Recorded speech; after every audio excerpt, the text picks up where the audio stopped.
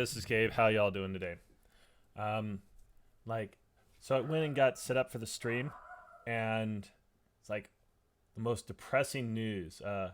FarSmarterBids.com apparently has been re-registered and is now just a parking spot. And so for those who don't know, this is like the domain that we've gone to for years and years to look up Nix codes because it's got not because there's anything fancy about it. It just had like a nice list of Nix codes, all listed out on one page, and so it's like we've been going there for forever.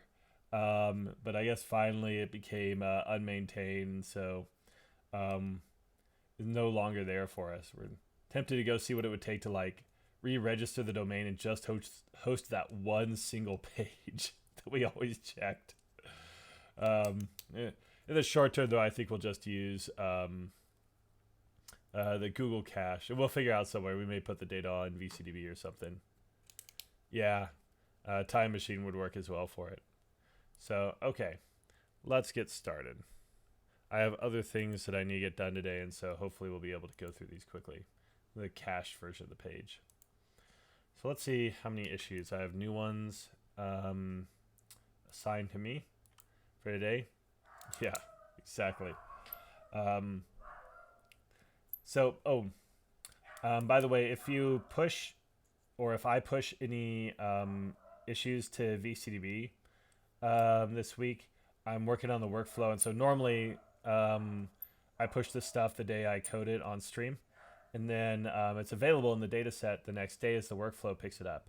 But I'm working on the workflow right now. And so until I get that whole thing turned back on, it's not going to update VCDB. And it's a bit of a lift. Last year we moved everything to Airflow installed in Docker containers, and some of them were installed as Docker Swarm services, and some as just a few is just kind of normal Docker containers, and a few we use like one service just straight off the host. This year I'm trying to get to a much better built system where it's all built, and it was also the containers or the images were all manually built. Like I open the container, install a bunch of stuff, and then close it because we have to move them into this enclave where we store all the data.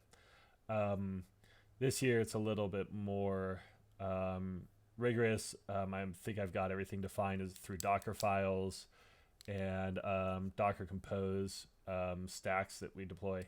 And so now I just have to bring that all up in the environment. But it does pose a couple technical challenges that I'll be working on this week. So if you don't see updates to VCDB, that is why. So let's see what we have on deck today. A stinging rebuke. Sounds like a fun way to start the week. Why is there a picture of a person? And why do I have to go through a privacy notice? I mean, I know I have to go through one, but I'm not really wanting to go through one. Wait, where'd my options go? I didn't agree to anything. Oh, come on. Okay. Oh, well. An appalling breach of confidentiality was condemned at a meeting of the Keighley Town Council. The matter was raised by Councillor Julie Adams yesterday evening. She said information was released to members of the public before councillors had a chance to discuss it themselves. Now. Go back here and fix this. Yeah, see, I don't want you to do any of these things. There we go. This really saddens me. It referred to a committee chair, which I'm chair of. We had some very irate phone calls from people because the counselor told two people who what we were proposing to do in council before we even had a meeting about it. Oh, okay, so this isn't actually an interesting one because we get these from time to time. Normally not like this though. So the question is, do we want to code this up for VCDB anyway at all? And these kinds of things happen. Like normally when we have breaches like this, it's related to, say, someone who maybe looked at medical records or legitimately was accessing medical records, but turned around and told someone else, oh yeah, I saw this patient, they blah, blah, blah, blah, blah. You know, and so it's the same kind of thing. You gain knowledge through legitimate access, but then you turn around and misuse it. But I'm not sure that um, this really is an appropriate one for the DBIR because it really doesn't relate to anything technical. It isn't. We could code it. It's internal information. It is misuse of that information. Um, it is a disclosure. It's a breach of confidentiality. The person was the actor, or the information was the person was the asset. Um, 16 years of counsel. I've known only one counselor who broke confidentiality. You know what? I'm going to mark this for our Thursday meetings. Where is Thursday in here? Because this would be an interesting one. Consider yes, use of knowledge, disclosed knowledge of internal information, disclosed outside of, and I'm going to remove the air. I think this is misuse. They didn't make a mistake. They accidentally intentionally said it out loud. So it's outside of private group. However, those city planning details and had no real technical association. Maybe worth Tuesday or Thursday review. And so when you mark something as Thursday, and you'll see this a lot or a few times in the issues, Thursday labels are every Thursday we get together and we have kind of a group coding session where we all look at kind of the same breach together.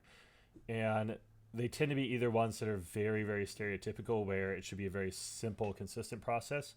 And we try to code something that we all kind of make sure we are coding the same, very common thing the same. Or they tend to be edge cases where it's a little bit weird and we wouldn't know how we would code it or not, what the best way to code it is. And so we all get together and then we kind of hash out how we think the best way to capture it is. And a lot of times when you see the it's not in VCDB, but it's in Varus. So over here, in Varus, when you see code style issues, a lot of times those are opened on Thursdays, right? 5 days ago.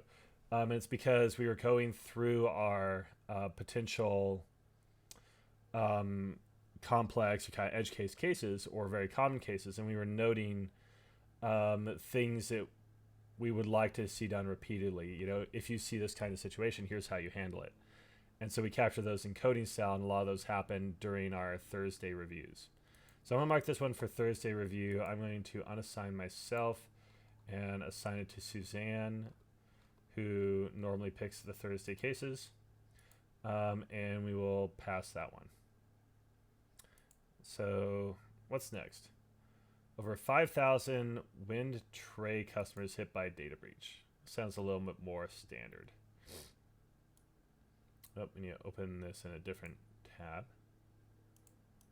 Okay, over here.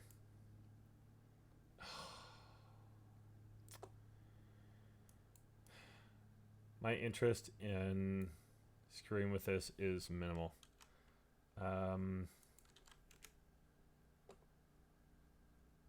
I guess I probably should include the word data breach, but you know,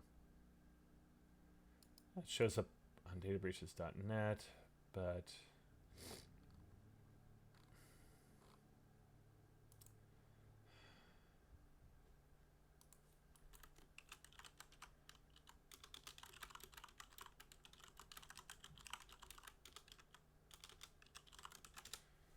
authority has ordered WinTrade to write customers to notify them of data breach. Occurring March 20th.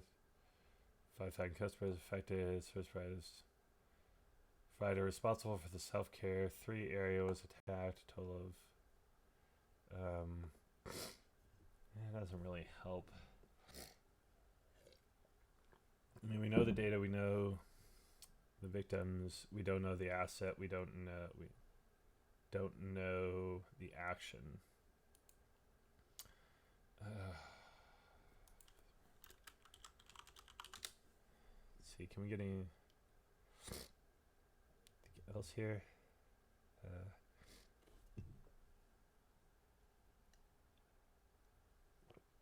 It shows up in several lists of breaches, but does it give us any useful information?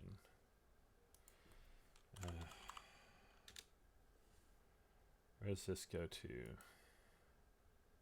Same thing. Okay, well.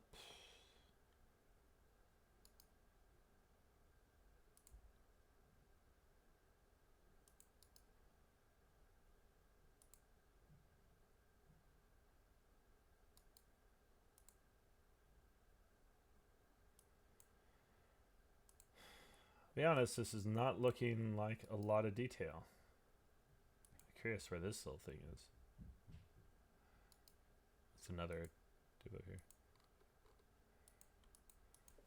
I guess maybe they load more data if you sign in.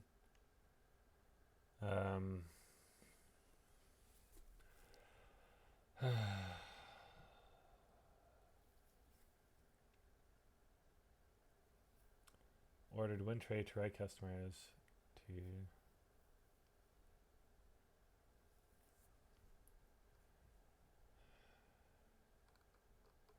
Well, if they had to write them, is there any record? Tech website key. They're responsible for the self-care was attacked. So maybe win trade breach key for biz. Dot. Yeah, I guess that's not actually a website, is it? Site key for biz. So let's see.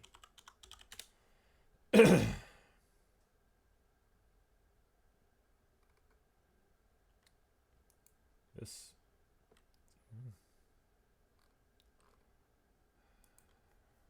Okay. Is it win trade?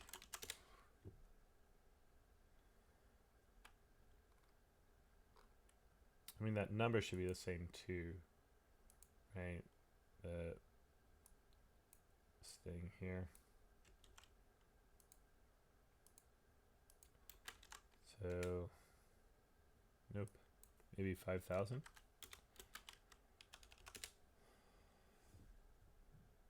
There we go.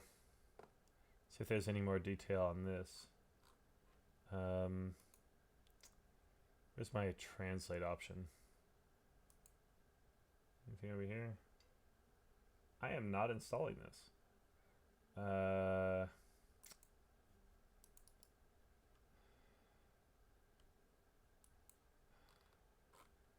See.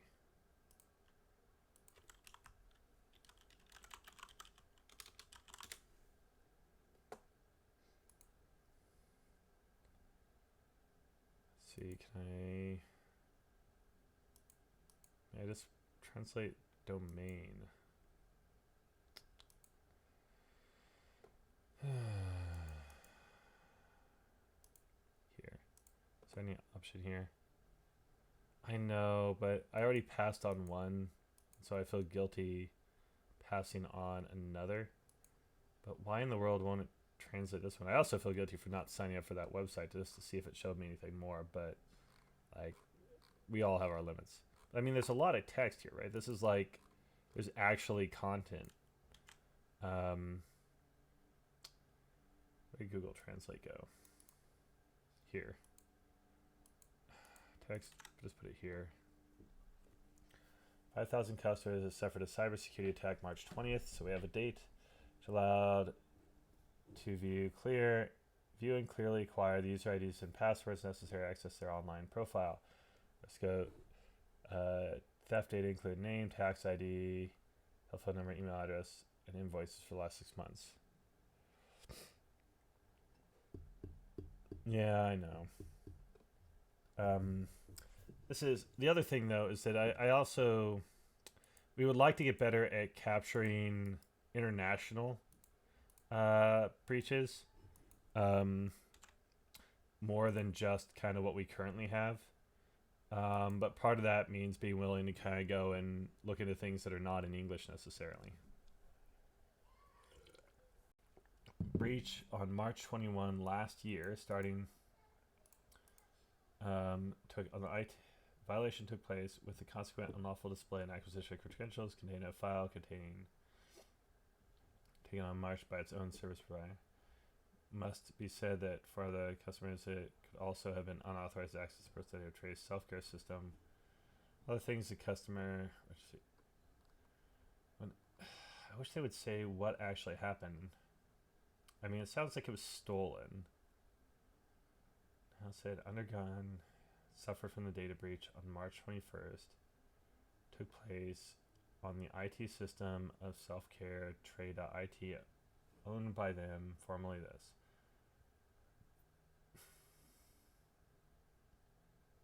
So it was through the web app, clearly. And so this was the question is, was it like and accidentally exposed, like they left the file there? How the customers, which later became the object of the subsequent during a technical intervention and by mistake was not been canceled as usual as the end of the operation once the data breach. So this is they probably left the file accessible on the web server and someone downloaded it. Found that they had access to personal data in the hours in which the incident was in progress. Only for them could there be a potential risk of data theft. 402 customers for whom it was found access to their personal data. Okay. Once the data had been breached, once the data breach was detected, informed only the 400 whom they found had access to their personal data in the hours in which the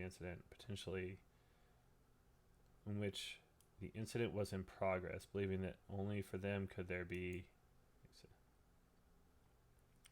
Sorry, without, however. On the other hand, reiterated that mere acquisition of access and source of potential prejudice, regardless. In other words, the company had to warn all customers of the theft, even though they only 400 customers' data was accessed, but all 5,000 were exposed. Okay, let's give this a shot. We'll do our best.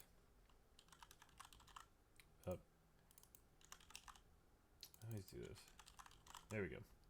And this is not a 2020 DVR story because this happened in, or it's reported in 2017. However, they said last year, but okay.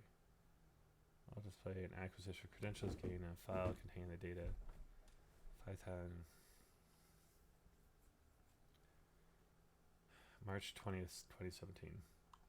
So this should go in the 2018 corpus. It's confirmed that it looks like 500 or 5,000, 400 had their data taken, but 5,000 had it exposed. But this is actually going to end up being an error, I think, because they say that they accidentally, they say that they accidentally published data, and they don't make any implication that anything was actually done. It was just like they put it on a website and someone ran across it.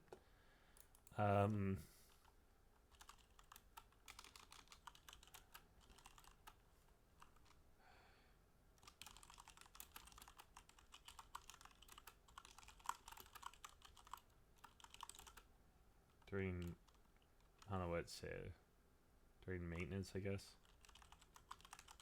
And not deleted 409 records accessed, 5,000 exposed. Well, and those aren't the exact numbers, right? Because it was 5,000 100 something or another. They were exposed. We really don't need this as a reference because it's just a copy of that other site. Let's make sure we have these numbers right. Let's bring this up here.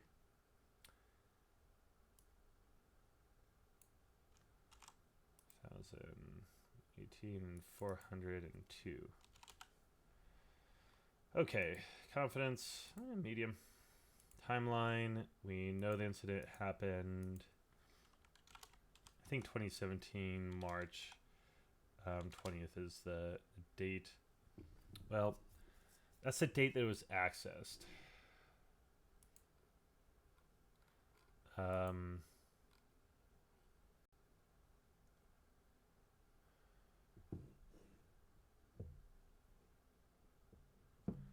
Not clear what exactly the breach date occurred, whether before or after the closure of the merger between Win and Trey, which happened in November 2016.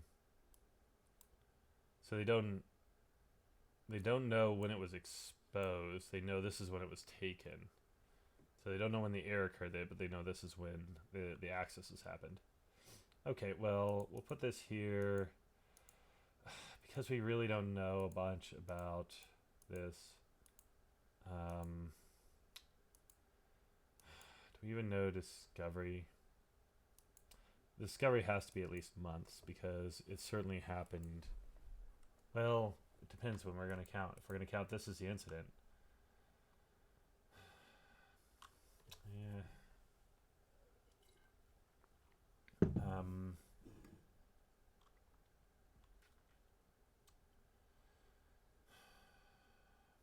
Now we'll count that. And discovery. Well, I can't leave it blank. We'll go with unknown. Containment is unclear because a lot of the timeline stuff is really muddled because it's in Italian. Victim ID is Wind Trey, which I think came up when we like searched for the company, right? And it showed up, right? Wind Trey. Oh, now it wants to translate. So Wind Trey has a lot of customers. How many employees do they have?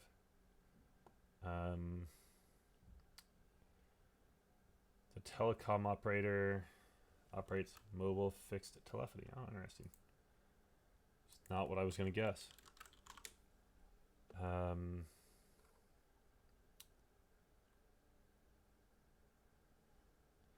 And trade business factor. They have to be a large company, just given the situation. Large industry. I'm going to say they're very similar to Verizon, Italian telecom operator. Let's go over telecom. Sound like a wireless telecom carrier. State. Well, every time put that in region. One. Italy, which is yes. Headquartered in Rome, Italy. Commune in the metropolitan city of Milan, and city Italian region of Lombardy. So let's go and do our geography for the day. Regions.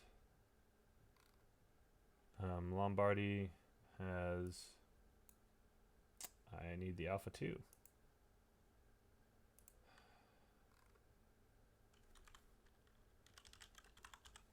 Lombardy. Oh, for Pete's sake.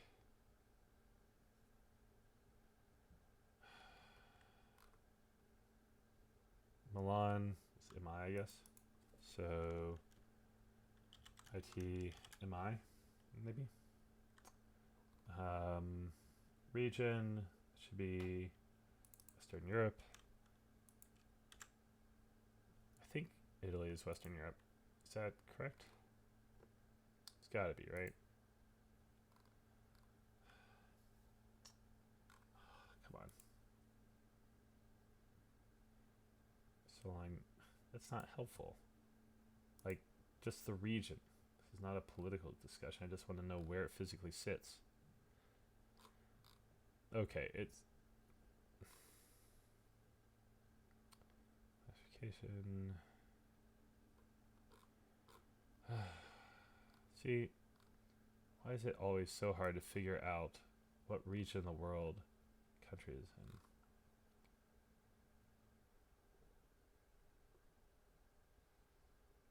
See, it's not listed in here, but about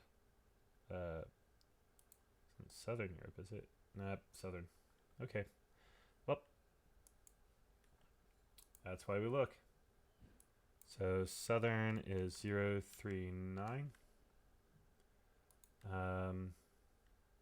Then that should clean up the victim stuff, right? There weren't really any secondary victims.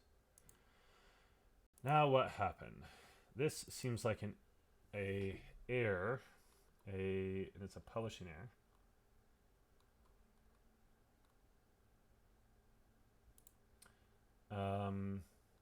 We actually know a little bit. I know, right? It's like so much easier when your state is like this. You know, you can divide it into equal thirds. So let's see. We know what happened. We know that they were careless. They didn't delete the data after during a. So it's not, yeah.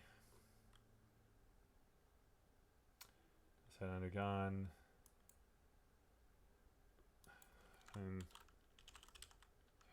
No.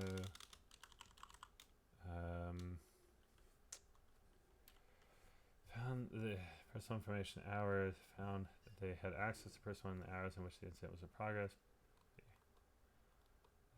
Company had same credentials could be used. Okay, so where did it say with the consequence of sister credentials? Potential risk. It must have been. It's not clear whether the breach occurred. Detected when tray. Okay.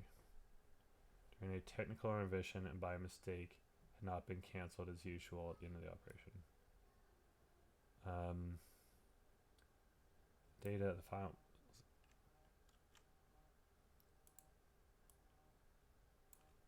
Be nice to have a copy of the guarantor's inspection. That's probably going a mile too long. So I'm going to say this is an error, and if that's the case, then the actor is actually the internal sysadmin. There's no motive. The asset they tell us was the web server. It's on the whatever, that one specific website up here that they mentioned. Tray. On the IT system of Tray Self-Care Tray IT. Mount seems like one. It's in Italy. Cloud. Skip that for now because we haven't fixed those. Attribute. I have, okay. Apologies to Alex. Yes, I see why the benefit would be to get cloud added as quickly as possible so we capture that. We're going to make some updates to cloud. I've talked about it before, but basically what's currently in the cloud here, these are mostly actions, so we're going to move these all to like hacking actions. And cloud is going to be much more like this involved a cloud asset, this did not involve a cloud asset, other and unknown. And that'll be it. So that closes down asset. Confidentiality, data disclosure, yes. Total amount. They know that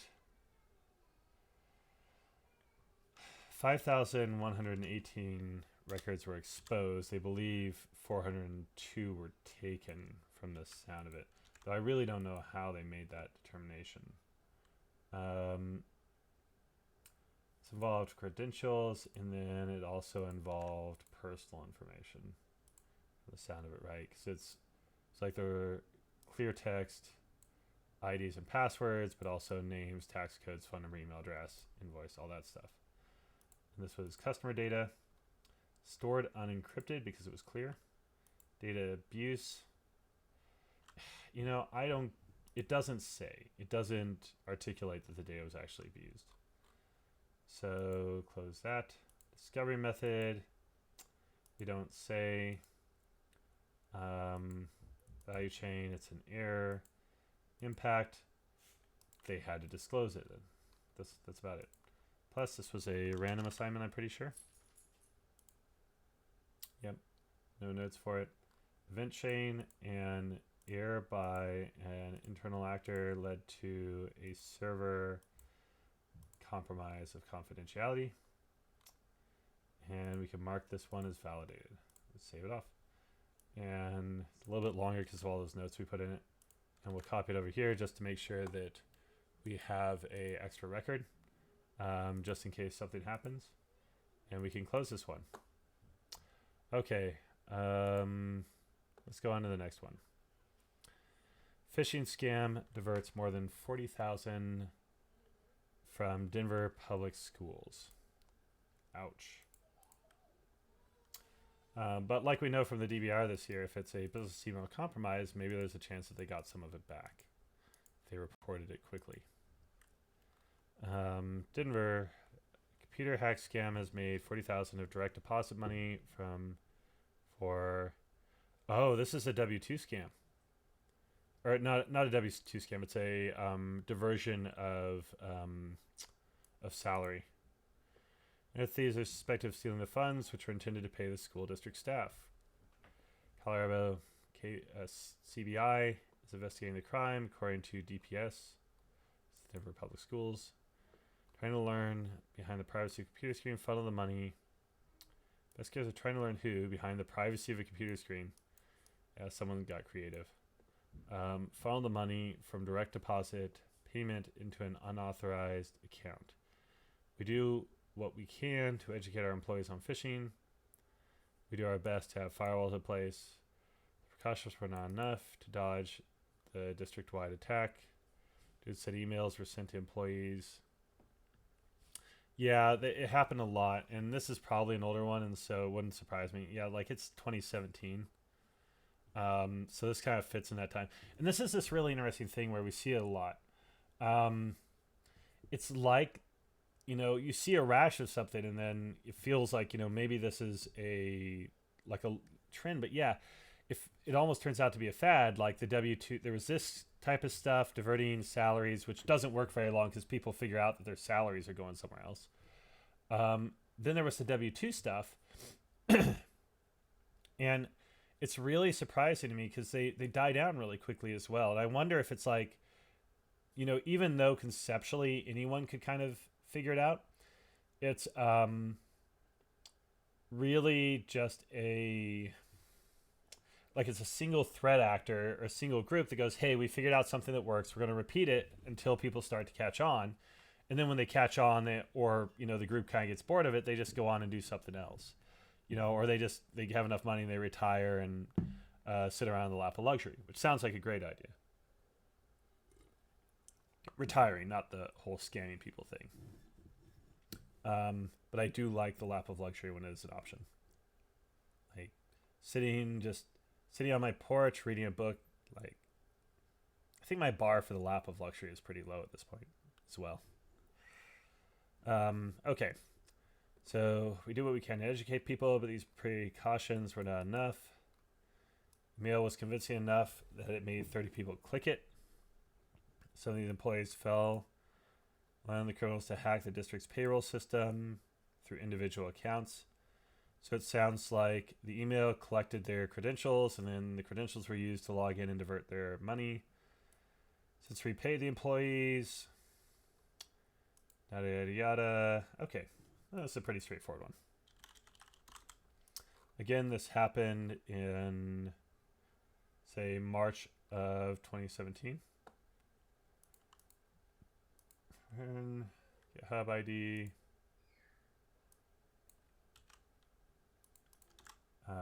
Reference. Summary. Phishing steals creds used to change direct deposit of 30 people. Okie dokie. That's pretty high confidence. Happened in 2017. That means we need to change this to 2018. I think March, but we don't have a day. Compromise. Probably hours for phishing because we know how long it takes. So phishing emails in general, it actually takes some larger amounts of time. Looking at just phishing testing, like a third of the clicks kind of happen the first hour, the next third happen over the next day, and the last third happen over the next week, or the rest of the week. And it's as people kind of come online, I guess the concept being that pretty much everyone who's going to click comes online within a week at an organization, but at any given time, maybe a third of people are right at their desk and can click pretty quickly. A third, are going to check their email at least once during the day, and then a third come in at some other time during the week. And so, hours, 2 days should cover hours, which would cover up to 2 days, should be fine. Exfiltration is unknown how long it took them to log in and go through those. Discovery, we're going to say days, because, I guess it's based on their pay cycle, but see the claim. District officials will file a claim with the insurance company, hoping to recoup the loss of it money originally paid in at least 14 direct deposits. Since this was probably discovered by the employees themselves, that's really the only way that would be discovered, is by the employees complaining and then tracing back what happened. Containment happened, again, it sounds like days or weeks. System expected the money were intended to pay for schools. Doesn't really say this. The first time it's been victimized in a hack like this. Hired a third-party security. See, this is a nice one. Like this article, the school district doesn't anywhere say how this was, we do our best. We have our best. We do our best to have firewalls. So they did try, but it's at least there's not a whole lot of, oh my gosh, we never could have done anything about this. It's, we put some things in place and they failed. And that happens, and we're going to go and use our insurance to try to deal with it. Okay. Though, really, if the money's transferred to a bank account, really getting law enforcement involved quick is a great option, because there's always the option that you can get to the destination bank and get the money frozen before it gets distributed out elsewhere. Containment probably happened as soon as they discovered it, because it wasn't like they had to, it's gotta be days. Had to have taken, I'm gonna say days. So we kind of have a good feel for what happened here. Victim is Denver Public Schools. How many employees does Denver Public Schools have? I have no clue. Come on.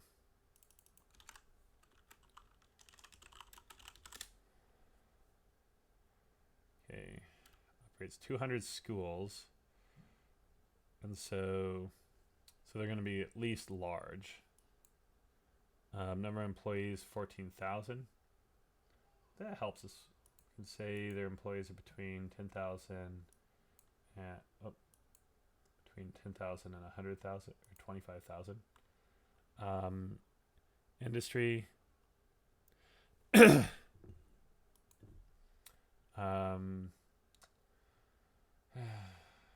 This is schools. So education.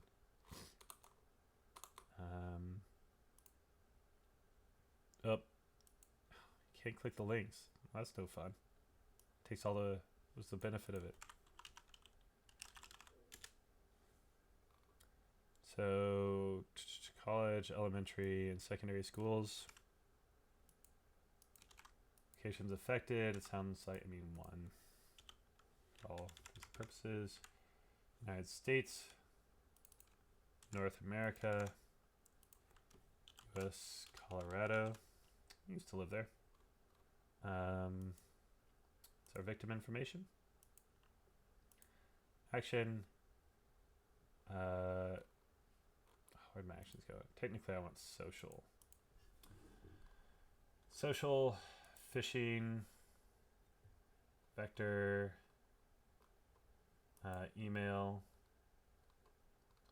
target, were end users, to infiltrate, and then there was also a hacking action using use of stolen credentials. To exfiltrate, or in this case really, I guess the social was used to exfiltrate the credentials. So they didn't really get access, did they?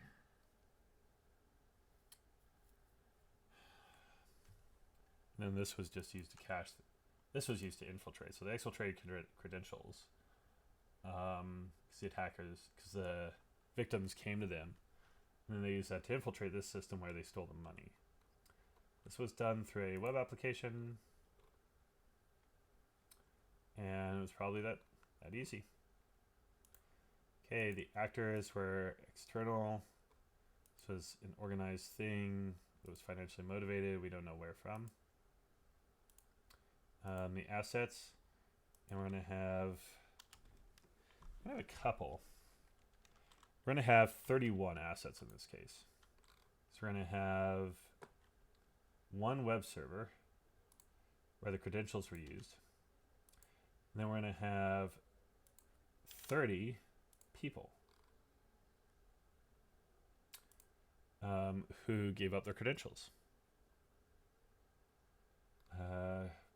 This was all, these were in the United States. Attribute, we had integrity, where people altered the behavior and clicked on phishing email. We also had confidentiality, where 30 credentials were breached. Those were the two attributes that were breached. Data was abused, yes. Let's close that down. Discovery method, I'm going to say internal.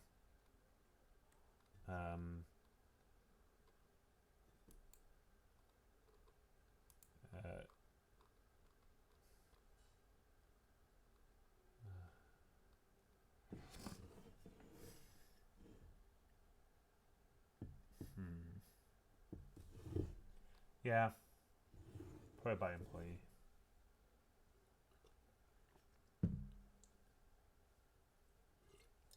I think that fits best.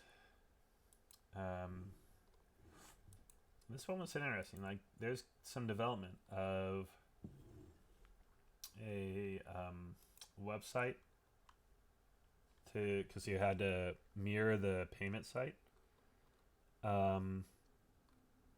There's some targeting, so they had to have target email addresses to target. They had to have email distribution.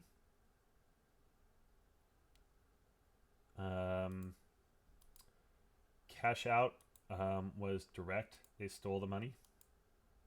And we don't know how they laundered it, but they certainly would have had to have. Money laundering, unknown. Otherwise, the money would have come back. Oh, that's right. There's a missing unknown there. Okay. The impact. I mean, there were hard costs. The amount was 40,000. and this is US dollars. I don't keep this in here, but it's kind of painful. It'd be better just to use just dollars and make people convert at minimum time. Variety. Let's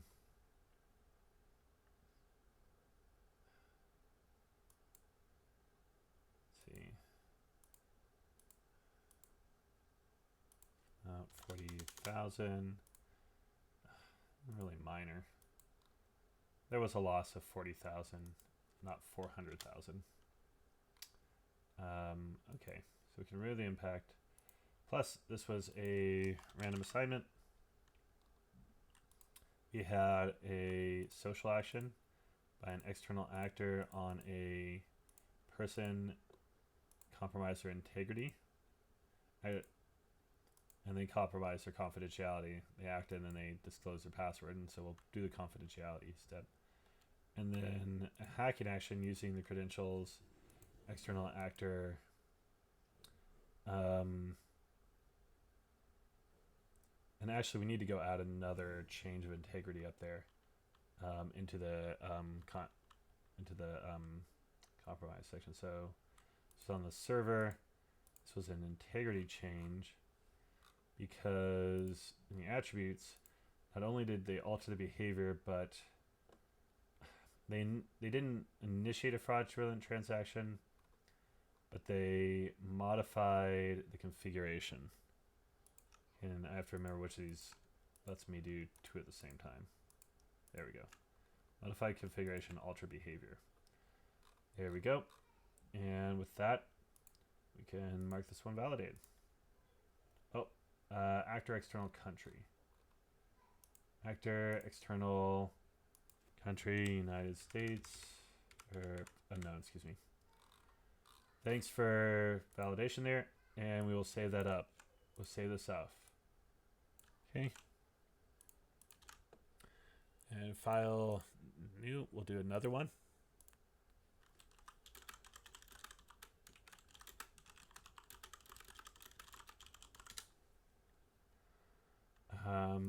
Okay. Let's see what we got next. That was actually kind of a fun one to do. It's been a while since we've had one of those. So close these, and we'll go back again. We got about time for one more. So we did that one. And so we'll see what these open up. Ken Gump partner is arrested while wearing a disguise and trying to sell a sealed lawsuit, FBI says. Okie dokie. A partner at a legal firm who's a fake name and wore a wig was arrested because, yeah, wigs. Last week, while trying to sell a copy of a sealed whistleblower complaint to a company under federal investigation, according to the FBI. FBI says lawyer Jeffrey Wilkin hoped to collect $300,000 in the lawsuit's sale. Ken Gump took swift action after learning about the arrest and no longer with the firm and fired him. So arrested on January 31st at a hotel in Cupertino, he apparently believed he was selling the suit to an employee of a company being investigated for falsely billing the government. My life is over, he reported after being arrested.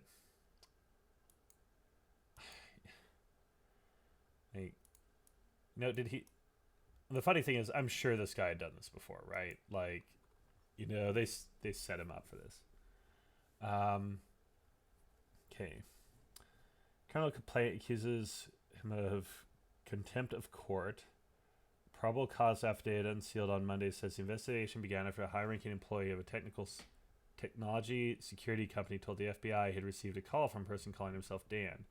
Dan offered to provide a copy of a sealed False Claims Act complaint in exchange for a consulting fee.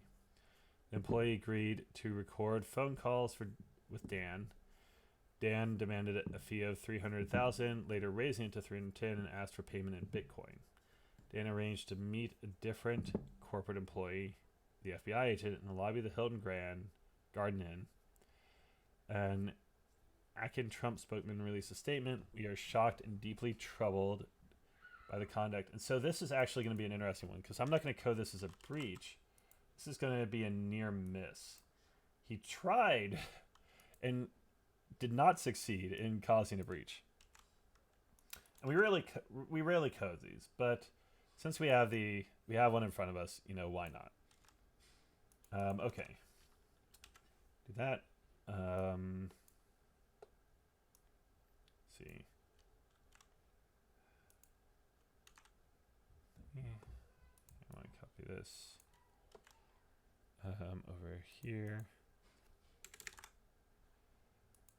So we got our references. Summary. Law firm partner tries to sell inside corporate secrets, but FBI gets him in a sting. Confidence seems pretty straightforward. Timeline, compromise, never. Exfiltration. Well, I mean, so you can say compromise, not applicable because he had access. This is misuse. How long did this go?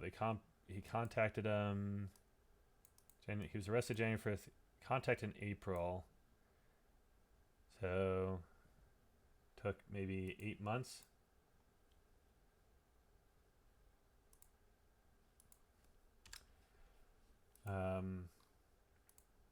Discovery.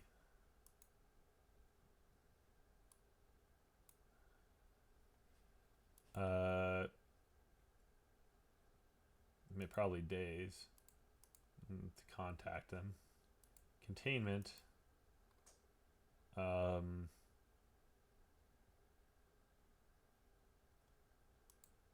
going to leave this not applicable because I don't want it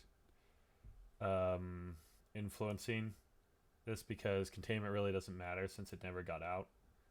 The victim in this case is Akin Gump, Strauss, Haar, and Field.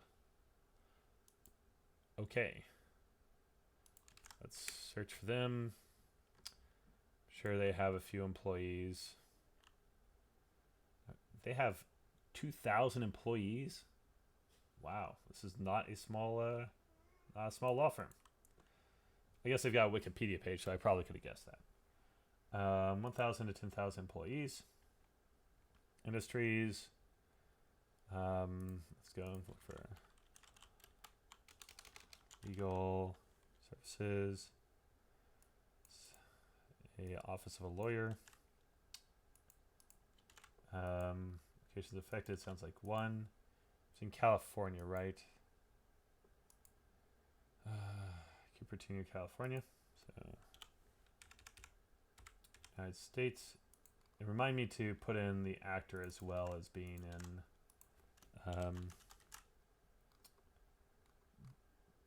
in the United States as well. Action, misuse. Say possession of physical asset. We don't know how he got it. More than likely he printed it, but this is for exfiltration purposes. The actor was an internal. Oh, and other, because we do not have lawyer in here, do we?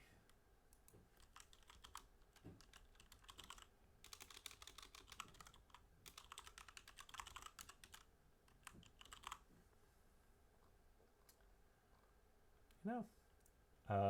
Certainly financial. We don't know anything about his job. Oh, and because it's an internal one, we don't have a location. Asset. Sounds like documents. Say, one copy of a complaint in the United States. So what was compromised? Confidentiality.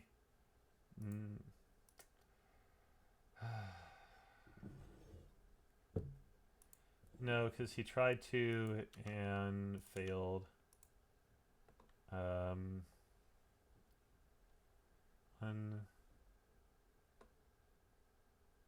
Document. Why am I missing this? Secrets. Internal corporate secrets. Notes. This was a what do they call it? Kernel complaint. Copy of a sealed complaint act. Sealed false claims act. Okay. Data abuse. No. Not for lack of attempting. Targeted. It's opportunistic. The guy had access to a discovery method. After disclosure. He told someone else. Let's see. Okay, so where does it say? He called.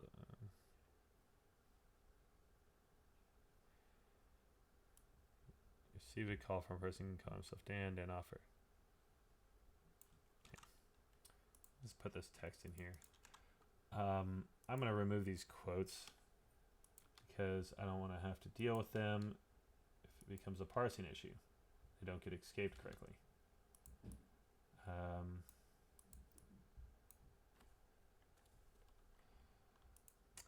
Value chain doesn't really apply. He already had access, and we don't know how he planned on cashing it out or laundering the money. Overall, insignificant. Plus, it's a random assignment.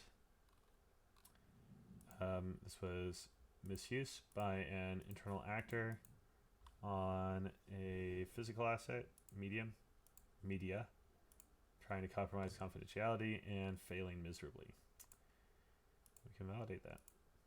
Oh, timeline that incident. What did I thought I filled in that. Oh, no, I did not. Oh, that's why we have validation. So this happened in... He was arrested in 2017.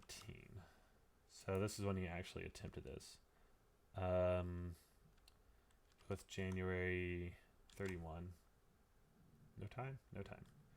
Which means we want to make sure that we put this into the 2018. I thought 17. The 2018 corpus. Okay. So we should be able to save that out. Copy it off. And there we go. That was actually a really interesting one.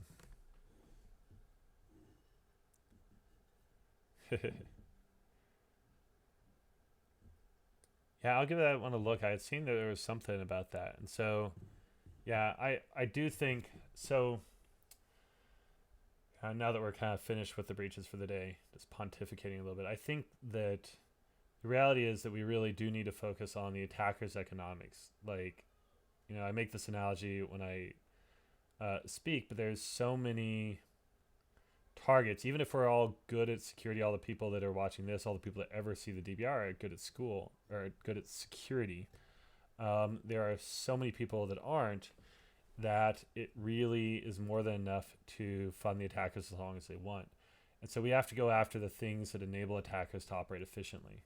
So I will take a look at that article, but for now I am going to close the screen. I got to go and get the workflow up so that we can start ingesting VCDB again, as well as a couple other things.